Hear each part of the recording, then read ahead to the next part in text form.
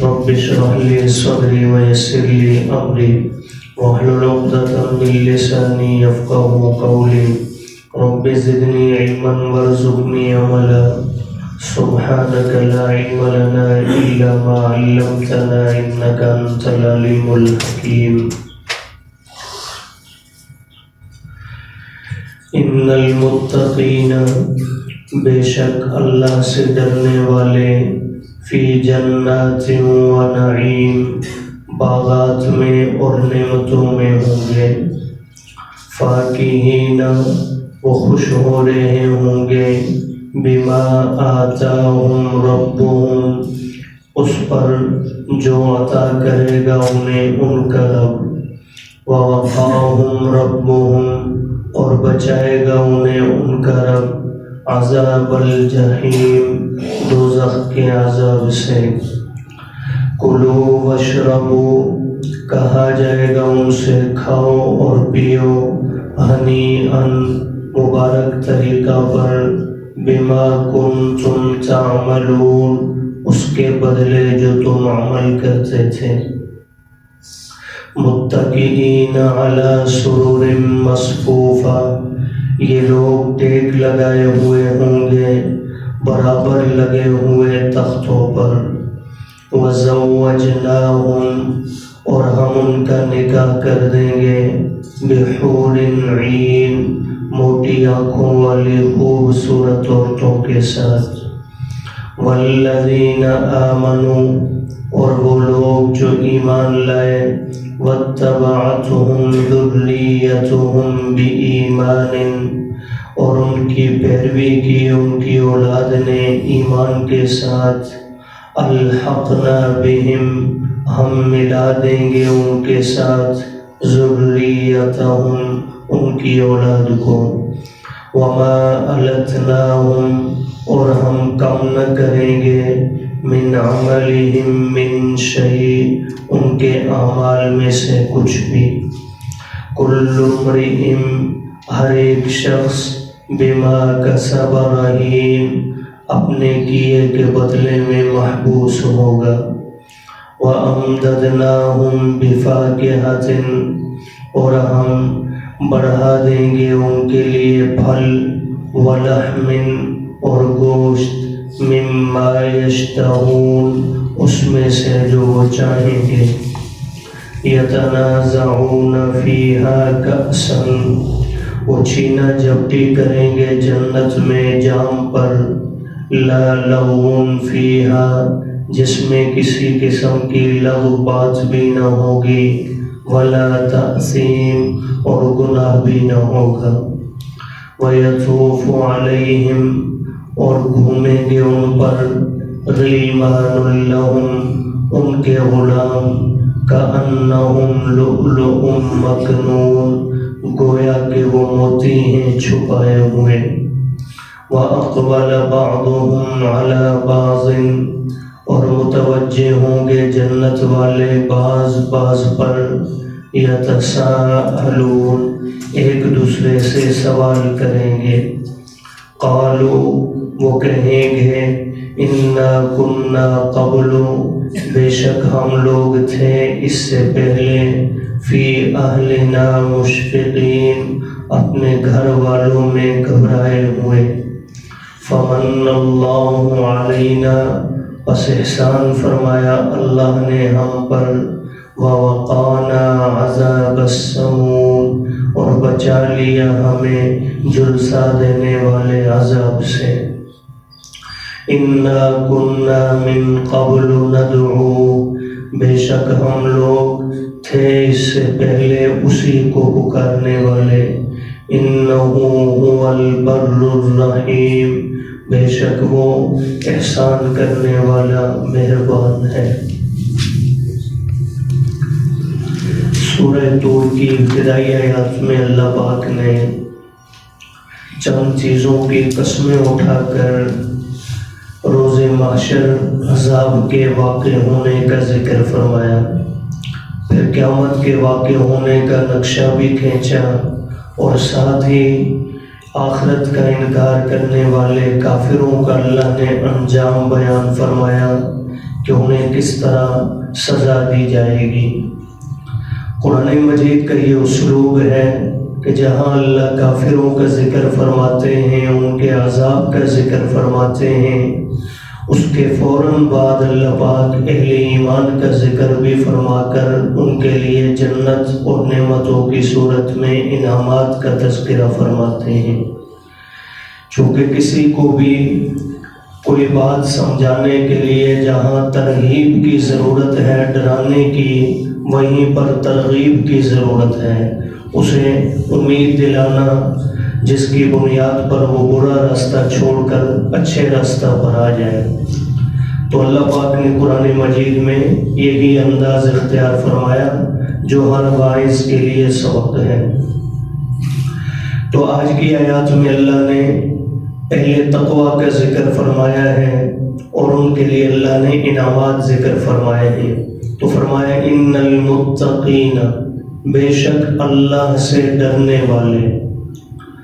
تقویٰ کی آسان تعریف کے لیے وہ حدیث مبارکہ پہلے بھی آپ سماعت کر چکے ہوں گے، میں دوبارہ ذکر کیے دیتا ہوں، یہ ذہن میں رہے تو تقویٰ آسانی سے سمجھ میں آ سکتا ہے۔ سیدنا عمر فاروق رضی اللہ تعالی عنہ نے ایک مرتبہ کعب بن احبار رضی اللہ تعالی عنہ سے سوال کیا ہے، کعب تقویٰ کیا ہے؟ تو حضرت کعب رضی اللہ عنہ نے جواب میں فرمایا، امیر المومنین، یہ اس زمانہ کی بات ہے جب حضرت عمر خلیفہ تھے، تو فرمایا امیر المومنین کبھی کسی دشوار راستے سے گزرنا ہوا جہاں کانٹے دار جھاڑیاں ہوں؟ تو فرمایا کئی بار گزرا ہوں۔ فرمایا جب اس راستے میں چلتے ہوں جنگل میں تو کیسے چلتے ہوں؟ تو حضرت عمر فرمانے لگے، اپنا دامن بھی سمیٹ کر، اپنے جسم کو بھی بچا کر کہ کوئی کانٹا لگ نہ جائے، جسم کو زخمی نہ کر دے، کپڑوں کو پھاڑ نہ دے۔ تو حضرت کعب فرمانے لگے، عمر ایک راستہ آخرت کی طرف بھی جا رہا ہے جو جنت کی طرف جاتا ہے، اس راستے کے بھی دائیں بائیں گناہوں کے، معصیات کے، مکروہات کے کانٹے، بدعات کے کانٹے موجود ہیں، ان کانٹوں سے اپنے آپ کو، اپنے ایمان کے دامن کو بچا کر چلنا اور سیدھا جنت میں پہنچنا، یہ تقویٰ ہے۔ تو ہر قسم کے گناہ سے، نافرمانی سے بچانا، یہ تقویٰ ہے۔ اس کے درجات ہیں، اس تفصیل میں فی الحال جانے کی ضرورت نہیں۔ تو بہرحال فرمایا بے شک تقویٰ والوں کے لیے، یعنی جو اللہ سے ڈر کر نیکی کے کام کرتے ہیں اور گناہوں سے اپنے آپ کو بچاتے ہیں، تو بے شک تقویٰ والے لوگ فی جنات و نعیم، باغوں میں ہوں گے اور نعمتوں میں ہوں گے۔ اب وہ نعمتیں کیا ہیں؟ آگے اللہ نے اس کی منظر کشی فرمائی، فرمایا فاکہین، یہ اہل جنت خوش ہو رہے ہوں گے، بما آتاہم ربہم، اس پر جو عطا فرمائے گا انہیں ان کا رب۔ جنت میں جا کر جب محل، بچھونے، عمدہ قسم کی نعمتیں جب آنکھوں کے سامنے آئیں گی تو ایک ایک نعمت پر ان کی زبان سے نکلے گا الحمدللہ رب العالمین، ایک ایک نعمت پر۔ جیسے یہاں بھی اگر کوئی قدردان ہو تو جب بھی کوئی نعمت اس کے سامنے آتی ہے تو وہ فوراً یہ نہیں کہتا کہ یہ میری محنت کا نتیجہ ہے، اس کی زبان پہ جملہ آتا ہے کہ اللہ تیرا شکر، تو نے مجھے یہ عطا فرمایا، میری اوقات نہیں تھی۔ تو جنت میں جا کر تو یقیناً ہر ایک کو، کافر کو بھی جہنم میں جا کر یقین ہو جائے گا کہ دنیا میں کچھ بھی میرا نہیں تھا، اور جنتی کو بھی جنت میں جا کر یقین ہو جائے گا کہ کچھ بھی اس وقت بھی میرا نہیں تھا اور آج بھی کچھ بھی میرا، یہ سب اس کی عطا اور مہربانی ہے۔ تو فرمایا اہل جنت خوش ہو رہے ہوں گے اس پر جو دے گا انہیں ان کا رب، وَوَقَاهُمْ رَبُّهُمْ عَذَابَ الْجَحِيمِ، اور اس بات پر بھی خوش ہو رہے ہوں گے کہ بچا لیا انہیں ان کے رب نے جہنم کی آگ سے، جہنم کے عذاب۔ اب ایک طرف گنا اگرچہ اہل جنت اس کی جو ہے لوبی ان تک نہیں پہنچے گی، لیکن انہیں احساس ضرور ہوگا کہ اگر ہم باغوں میں بیٹھے ہیں تو کچھ ہمارے ساتھ رہنے والے، ہمارے رشتہ داروں میں سے ایسے بھی ہیں جو آج اس گڑھے میں پڑے ہیں، احساس ضرور ہوگا۔ تو اس وقت بھی ان کی زبان پہ آئے گا، اے اللہ اس جہنم سے بچا کر تو نے جنت میں ڈالا ہے، یہ تیرا ہی کرم ہے۔ تو فرمایا خوش ہو رہے ہوں گے اس پر بھی۔ اب جب جنتی جنت میں بیٹھے ہوں گے تو اللہ کی طرف سے، اب دنیا میں تو حکم کیا ہے، اعبدوا ربکم اقیموا الصلاۃ آتوا الزکاۃ اتموا الصیام۔ اب دنیا میں تو یہ احکام ہے، نماز پڑھو، روزہ رکھو، زکوٰۃ دو، حج کرو، عبادت کرو، یہ حکم دنیا میں، اور اسی کا نام تقویٰ ہے۔ جب یہاں یہ تقویٰ اختیار کر کے جائیں گے جنت میں ایک بھی حکم عبادت کا نہیں ہوگا۔ جنت میں یہ نہیں کہا جائے گا نماز پڑھو، روزے رکھو، زکوٰۃ، جبکہ یہ زندگی تھوڑی سی کوئی پتہ نہیں کب ختم ہو جائے، وہ ہمیشہ ہمیشہ کی کبھی ختم نہ ہونے والی۔ وہاں ایک بھی حکم عبادت کا نہیں، وہاں حکم کیا ہوگا، ہمارا رب پکار کے کہے گا کلو، اب جی بھر کے کھاؤ، واشربو، پیو۔ ان کھانے پینے کی چیزوں کا تذکرہ بھی اللہ نے قرآن مجید میں مختلف مقامات پہ فرمایا، جس کا حاصل یہ ہے وَلَكُمْ فِيهَا مَا تَشْتَهِيهِ الْأَنفُسُ۔ وہاں اللہ نے، دنیا تو یہاں وسائل کے ساتھ محدود ہے، جتنے وسائل اتنی چیزیں آپ کے دسترخوان پر آ سکتی ہیں، اس سے زائد نہیں۔ آخرت کے اندر نہ وسائل کی محتاج ہے اللہ کی وہ جنت، اور نہ ہی دنیا کے اندر موجود ہونے والی چیزوں کی اللہ کی جنت محتاج ہے۔ ادھر جس چیز کی تمنا پیدا ہوگی، حالات موسم کی، وہ محتاج نہیں کہ موسم ہے تو پھل ملے گا ورنہ کھانے کو جی بھی چاہے تو نہیں ملتا۔ جنت میں یہ نہیں ہوگا، ادھر تمنا پیدا ہوگی، جس چیز کا دل چاہے گا سامنے حاضر ہو۔ تو فرمایا حکم ملے گا کھاؤ، واشربو، پیو، ہنیئن، مبارک طریقے پر۔ اس سے معلوم ہوا کہ دنیا میں بھی اہل ایمان کا کھانے کا طریقہ مبارک ہونا چاہیے۔ اب مبارک طریقہ کیا ہے، جس میں کافروں کی عادت بھی نہ ہو، جانوروں کی عادت بھی نہ ہو، انسانوں کی عادت پر حلال اور جائز چیزیں، حلال اور جائز طریقے پر کھانا، یہ مبارک کھانا ہے۔ اللہ سب کو نصیب فرمائے۔ اس لیے صرف رزق نہ مانگا کریں، رزق حلال طلب کیا کریں، عافیت والا رزق مانگا کریں، اللہ پاک سب کو نصیب فرمائے اور حرام سے حفاظت فرمائے۔ تو فرمایا حکم ہوگا کھاؤ اور پیو ہنیئن، مبارک طریقے پر۔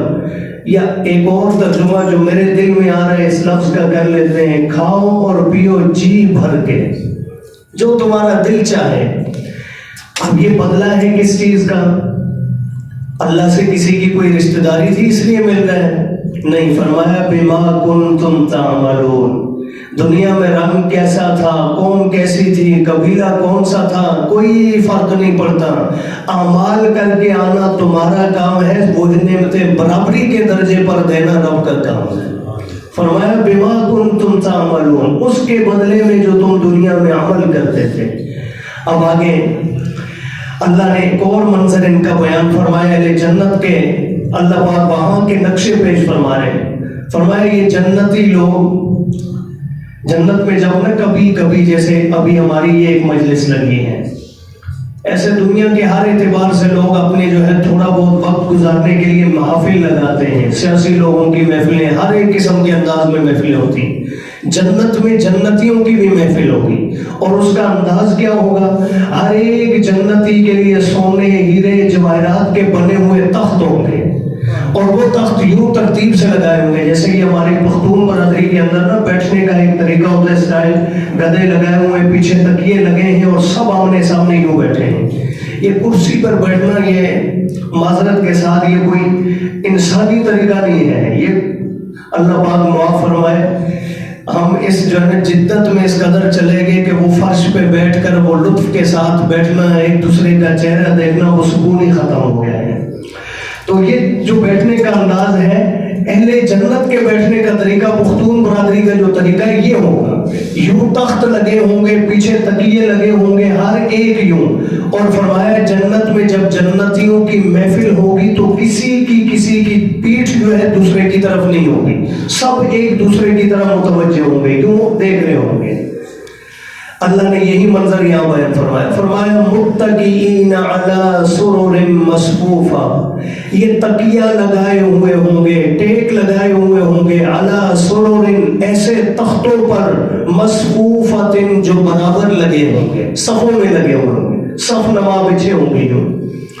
وَزَوَّجْنَاهُمْ بِحُورٍ عِينٍ، اور ایک اور نعمت بیان کر دی، دنیا میں کئی پاپڑ بیلنے کے بعد بھی بعض بیچاروں کی تمنا کے مطابق شادی نہیں ہوتی، اللہ نے وہاں پر تعداد کی بھی قید نہیں، یہاں مل بھی جائیں تو مسلمان کے لیے 4 سے اوپر کی گنجائش نہیں زندگی میں، ہاں بیچاری مرتی جائے تو پھر اضافہ ہو سکتا ہے، آخرت میں کوئی قید اور پابندی نہیں۔ فرمایا وَزَوَّجْنَاهُمْ بِحُورٍ عِينٍ، ہم خود ان کی شادیاں کر دیں گے موٹی آنکھوں والی خوبصورت عورتوں کے ساتھ۔ یہاں تو رشتہ مانگنا پڑتا ہے، شرمندگی ہوتی ہے بسا اوقات، وہاں اللہ خود پیش کریں گے۔ اور سنت طریقہ بھی یہی ہے ہمارے ہاں، ایک ضمن میں آگے بات تو عرض کر دوں، نکاح ہوتا ہے تو نکاح کے بعد رخصتی والے دن ماں باپ بیٹی کے ساتھ جانے کو عار سمجھتے ہیں، خود نہیں جاتے، بارات کے ساتھ بھیج دیں گے، بھائی چلا جائے گا، ماموں چلا جائے گا، تایا چاچا پھوپھا چلا جائے گا، لیکن ماں باپ بیٹی کے ساتھ نہیں جاتے، جبکہ سنت یہ ہے کہ ماں باپ خود اپنی بیٹی کو اگلے گھر میں پہنچاتے ہیں، یہ سنت عمل ہے۔ اور آخرت کے اندر بھی اللہ یہی دستور اپنائیں گے، وہ دلہنیں وہاں سے جس گھر میں بنائی گئی ہیں وہاں سے خود لا کر ہمارے پاس پہنچائی جائیں گی، اللہ سب کو جنت میں لے جائے گا۔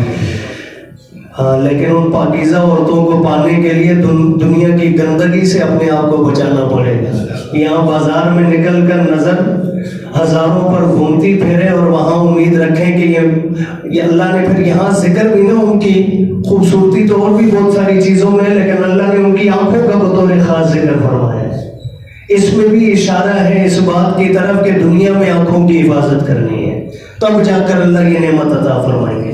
تو فرمایا وَزَوَّجْنَاهُمْ بِحُورٍ عِينٍ، ہم نکاح کر دیں گے ان کا موٹی آنکھوں والی خوبصورت عورتوں کے ساتھ، جن کے متعلق ایک حدیث مبارکہ میں آپ علیہ السلام نے فرمایا کہ وہ اپنی انگلی کا چھوٹا سا یہ ناخن چھوٹی انگلی کا بھی ظاہر کر دے دنیا پر تو پوری دنیا منور بھی ہو جائے اور اس خوبصورتی کے آگے سب بے ہوش بھی ہو جائے، اللہ نے اتنا حسن انہیں عطا فرما رکھا ہے۔ اب یہ مسئلہ تو حل ہو گیا، اب اگلی بات، دنیا میں جو ہماری اولادیں ہیں، بیویوں کے متعلق بھی احادیث میں آتا ہے جو نیک بیویاں ہوں گی وہ جنت میں بھی اپنے نیک خاندوں کی بیویاں ہوں گی، اور حوروں کی اللہ انہیں ملکہ بنائیں گے، اللہ سب کو نیک بیویاں عطا فرمائے، جن کی موجود ہیں اللہ انہیں نیک بنائے، اللہ آخرت میں بھی اکٹھا فرمائے، اور جن کی جا چکی ہیں اللہ پاک یقیناً ایمان کے ساتھ گئی ہیں، خطائیں ہو چکی ہیں، میرے بھی ایک گھر والے زلزلہ میں ان کا انتقال ہوا، اللہ ان سمیت جن جن کے گھر والے فوت ہو چکے ہیں، ہم دعا کرتے ہیں نا، ماں باپ کے لیے اکثر لوگ دعا کر رہے ہوتے ہیں، دوسرے رشتہ داروں کا ذکر آتا ہے، یہ بیویاں بھی بڑی ہمارے اوپر احسان کرنے والی ہوتی ہیں، اپنی زندگی ہمارے ساتھ بتانے والی ہوتی ہے، ان کے لیے بھی دعا کرنی چاہیے، زندہ ہو تب بھی، دنیا سے چلی جائے تب بھی۔ تو بہرحال اب بیویاں بھی ساتھ ہوں گی انشاءاللہ، اب جو اولاد ہے دنیا کے اندر اس کا کیا بنے گا، اللہ نے یہ خوشخبری بھی سنا دی، فرمایا والذین آمنوا، وہ لوگ جو خود ایمان لائے، واتبعتهم ذریتهم بإیمان، اور ان کی پیروی کی ان کی اولاد نے بھی ایمان کے ساتھ، یعنی خود بھی مومن تھے اور اولاد بھی مومن تھی، یہ شرطیں ہیں یاد رہے، ورنہ کتنی ہی محبت کیوں نہ ہو مشرک اور کافر اولاد کبھی آپ کو مل نہیں سکے گی، مومن ہونا شرط ہے۔ تو معلوم ہوا اولاد کو جہاں باقی ڈگریاں دیں وہاں ہاتھ جوڑ کے کہہ رہا ہوں ان کے سینوں میں ایمان ڈال کے جانا، ایمان ڈال کے جانا، تب آخرت میں بھی ملیں گے، ایمان نہیں اب جتنی مرضی بڑی ڈگری دے دیں، دنیا میں شاید نام کما لیں گے لیکن آخرت میں ان کا چہرہ نظر نہیں آئے گا، وہ جہنم کے گلے میں پڑے ہوں گے۔ تو فرمایا والذین آمنوا، وہ لوگ جو خود ایمان لائے، واتبعتهم ذریتهم، اور ان کی پیروی کی ان کی اولادوں نے بھی ایمان، ایمان کے ساتھ، اور ایمان کی بنیاد کیا ہے؟ توحید، ایمان کی بنیاد کیا ہے؟ توحید ہے۔ ہفتے والے دن ہمارے مدرسہ کے اندر پروگرام تھا، جو شخصیت تشریف لائی تھی ان کے اندر جو ہے ایک بزرگوں نے بیان کرتے ہوئے بڑی عجیب بات ارشاد فرمائی کہ جنت میں داخل ہونے کی، جو ہمارے ایک پچھلے درس میں بھی آ چکی ہے بات، تو تو انہوں نے ذکر فرمایا کہ جنت میں داخل ہونے کی 2 شرطیں ہیں. ایک شرط ہے عقیدے کے اندر اور وہ ہے توحید، اور دوسری شرط ہے عمل کے اندر اور وہ ہے سنت. عقیدہ توحید والا ہو، عمل سنت والا ہو. عقیدہ توحید والا ہو، اللہ کے ساتھ کسی کو شریک نہ ٹھہرائیں، اور عمل سنت والا ہو، بدعت نہ ہو بیچ میں، غیر کا طریقہ نہ ہو بیچ میں، تو انشاءاللہ سیدھے کہاں جائیں گے جی؟ جنت میں. مشکل ہے نا؟ لیکن ہمارے لیے مشکل ہے. ہمارے لیے اس لیے مشکل ہے کہ ہمیں لت پڑ چکی ہے باقی چیزوں کی، اللہ کے ساتھ غیروں کو معبود بنانے کی، شریک ٹھہرانے کی اور بدعت پہ عمل کرنے کی. اللہ ہماری حفاظت فرمایا. دعا مانگ کریں. تو فرمایا اور ان کی پیروی کی ان کی اولاد نے ان کی ایمان کے ساتھ. اللہ نے اگلی خوشخبری سنائی. فرمایا الحقنا بہم ذریتہم، ہم ملا دیں گے ان ماں باپ کے ساتھ ان کی اولادوں کو. یہ اولادیں بھی انشاءاللہ ہمارے ساتھ جمع ہوں گی، لیکن شرط یہ ہے ان پر محنت کر کے انہیں ایمان والے بنا کر گئے. تو وما التناہم من عملہم من شیء، اور فرمایا نہیں کم کریں گے ہم ان کے اعمال میں سے کچھ بھی. جو نیکی کی ہے اس کا اجر مل کر رہے گا، ہم کسی عمل کو ضائع نہیں کریں گے.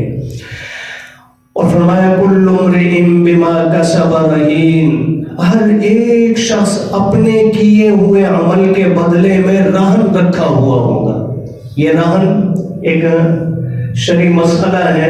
بس اوقات بندہ کسی سے کوئی چیز ادھار لیتا ہے، ایک وقت طے ہوا ہے کہ میں فلاں وقت میں آپ کو واپس کر دوں گا. اب اگر قرض دینے والے کو تسلی نہ ہو، کوئی گارنٹی مانگے، تو کبھی کبھی ہم گارنٹی کسی چیز کی صورت میں، اب اس زمانے میں بھی شاید ہوگا، تاجر لوگ کرتے ہوں گے، پرانے زمانے میں یہ چیز بڑی چلتی تھی. اب پیسے ادھار لینے ہیں، وہ بندہ کہہ رہا ہے جی کیا گارنٹی آپ دیں گے مجھے، تو آپ اپنی کوئی چیز اٹھا کر رکھ دیں ان کے پاس، تو یہ رہن کہلاتی ہے.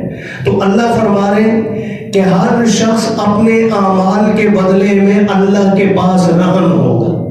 اچھے عمل ہیں تو آزادی ملے گی، جنت میں چھوڑ دیا جائے گا، اور اگر خدا نخواستہ کام ٹھیک نہ ہوئے تو اٹھا کر جہنم میں قید کر دیا جائے گا ہمیشہ کے لیے.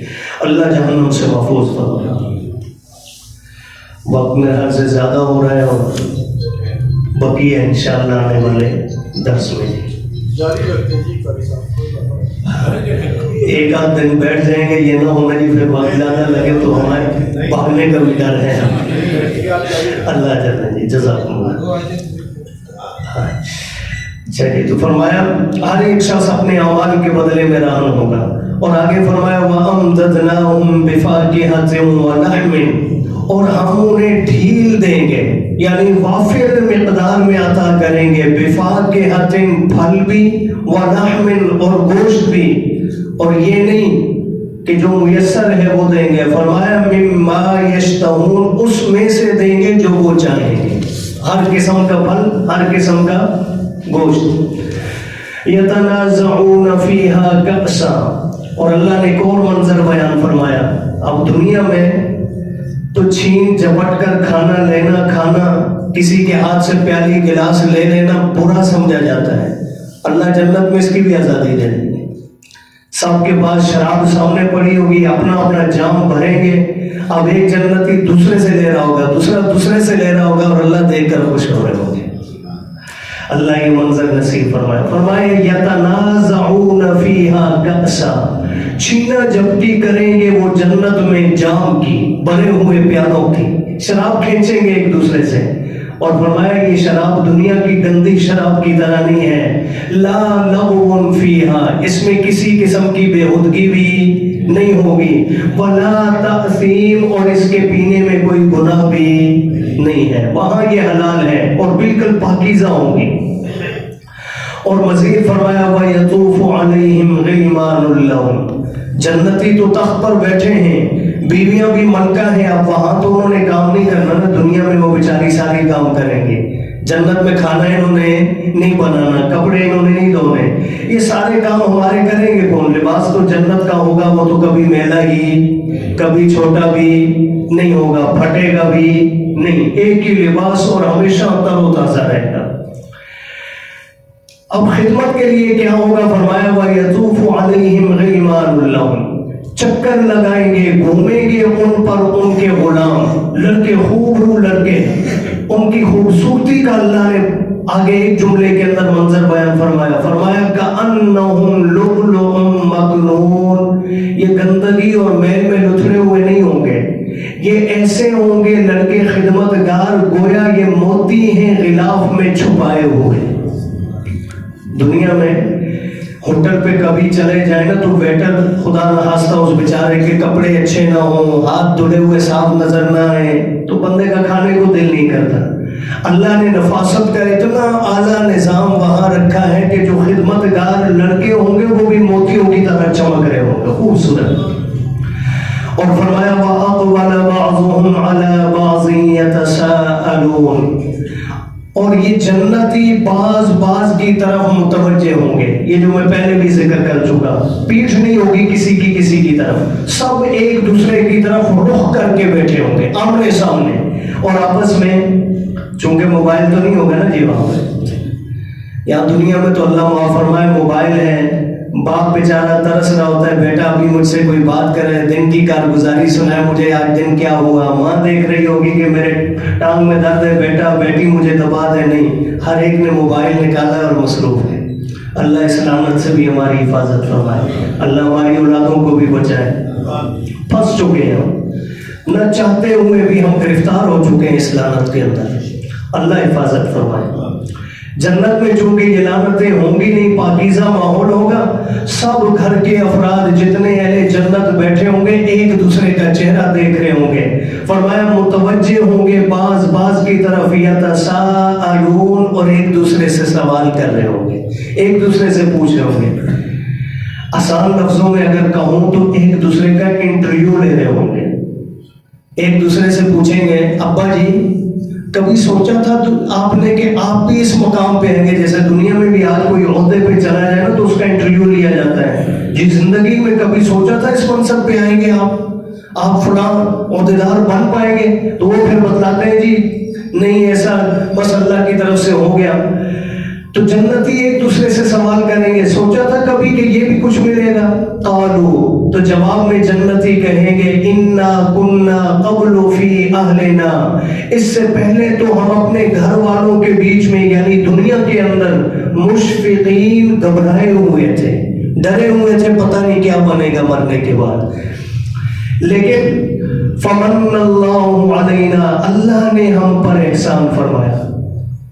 کوئی بھی نہیں کہے گا تہجد پڑھتا تھا اس لیے جنت میں ہوں، کوئی بھی نہیں کہے گا بڑا مجاہد تھا میدان کارزان میں ساری زندگی گزاری اس لیے جنت میں پہنچا ہوں، کوئی بھی اپنی نیکی کا دعویٰ، سب کی زبان پہ ایک ہی جملہ آئے گا اس رب نے احسان کیا، اللہ ہی احسان فرما دے بس۔ تو فرمایا اس اللہ نے احسان کیا ہم پر، وَوَقَانَا، اور بچا لیا ہمیں، عذاب السموم، جہنم کی لو کے عذاب سے۔ آگ تو بڑی سخت ہے، اس جہنم کی لو بھی اتنی سخت ہوگی کہ اوپر مندھیر سے گزرنے والا بھی جلس جائے گا، اللہ حفاظت فرمائے۔ تو فرمایا اللہ نے احسان کیا ہمیں اور جہنم کی لو سے بھی، لو کے عذاب سے بھی ہمیں بچا لیا۔ اور اللہ نے یہ انعام کیا ہم پر کیوں؟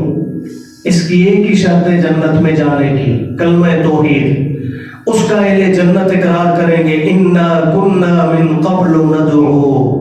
ایک وجہ ہے اس کی کہ ہم دنیا کے اندر اس سے پہلے صرف اس ذات کو پکارتے تھے، صرف اس اللہ کو پکارتے تھے، انہ هو البر، اور بے شک وہ ذات بڑی احسان کرنے والی ہے، الرحیم، اور بڑی مہربان ہے۔ اللہ اپنی ان صفات کریمانہ کے صدقے دنیا میں نیکیوں کی توفیق اور آخرت میں اپنے فضل کے ساتھ جنت میں ٹھکانہ نصیب